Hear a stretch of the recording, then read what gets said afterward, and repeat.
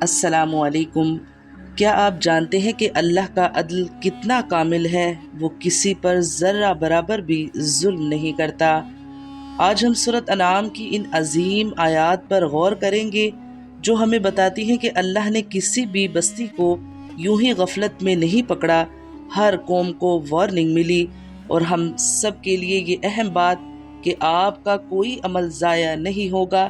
آپ کی ہر نیکی اور ہر برائی کے لیے درجات مقرر ہیں۔ تو آئیے اس سچے وعدے کو سنتے ہیں جو ہماری محنت کی ضمانت دیتا ہے۔ چلتے ہیں تلاوت کی طرف۔ بسم اللہ الرحمن الرحیم۔ ذالک ان لم یکن ربک مہلک القری بالظلم واہلھا غافلون۔ یہ اس وجہ سے ہے کہ آپ کا رب کسی بستی والوں کو کفر کے سبب ایسی حالت میں ہلاک نہیں کرتا کہ اس بستی کے رہنے والے بے خبر ہوں۔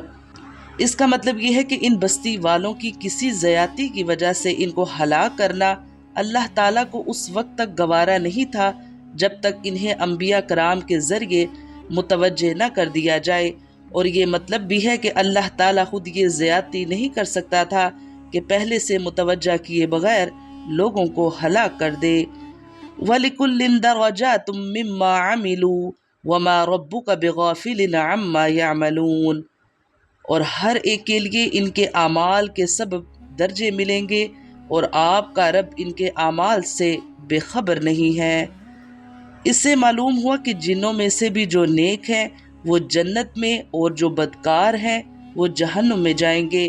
سورۃ رحمان میں اس کی تفصیل موجود ہے، اور جنت اور جہنم میں بھی ان کے درجات و درکات مختلف ہوں گے۔ وَرَبُّكَ الْغَنِيُّ ذُو الرَّحْمَةِ إِن يَشَأْ يُذْهِبْكُمْ وَيَسْتَخْلِفْ مِن بَعْدِكُم مَّا يَشَاءُ كَمَا أَنشَأَكُم مِّن ذُرِّيَّةِ قَوْمٍ آخَرِينَ۔ اور آپ کا رب بالکل غنی ہے، رحمت والا ہے۔ اگر وہ چاہے تو تم سب کو اٹھا لے، اور تمہارے بعد جس کو چاہے تمہاری جگہ آباد کر دے، جیسا کہ تم کو ایک دوسری قوم کی نسل سے پیدا کیا ہے۔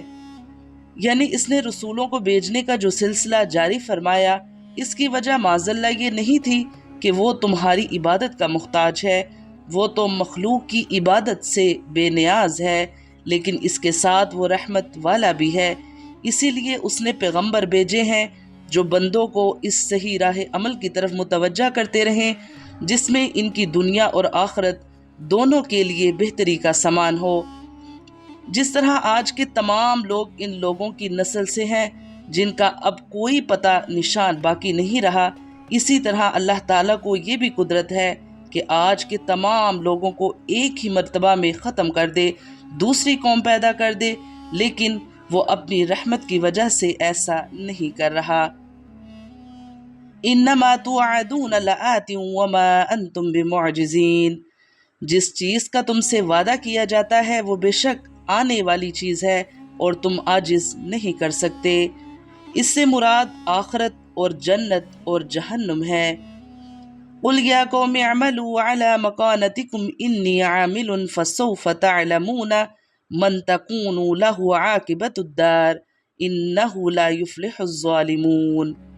آپ یہ فرما دیجئے، اے میری قوم، تم اپنی حالت پر عمل کرتے رہو، میں بھی عمل کر رہا ہوں، سو اب جلد ہی تم کو معلوم ہوا جاتا ہے کہ اس عالم کا انجام کار کس کے لیے نافع ہوگا۔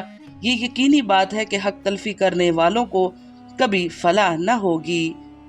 یعنی اگر میرے سمجھانے سے تم نہیں سمجھتے اور اپنی غلط روی سے باز نہیں آتے تو جس راہ پر تم چل رہے ہو چلے جاؤ، اور مجھے اپنی راہ پر چلنے کے لیے چھوڑ دو۔ انجام کار جو ہوگا وہ تمہارے سامنے بھی آ جائے گا اور میرے سامنے بھی۔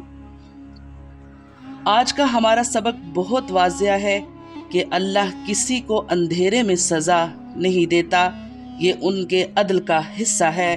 ہم سب کے درجات طے ہیں اور اللہ ہماری محنت سے غافل نہیں۔ اس یقین کامل کے ساتھ اپنے عمل کو خالص رکھیے۔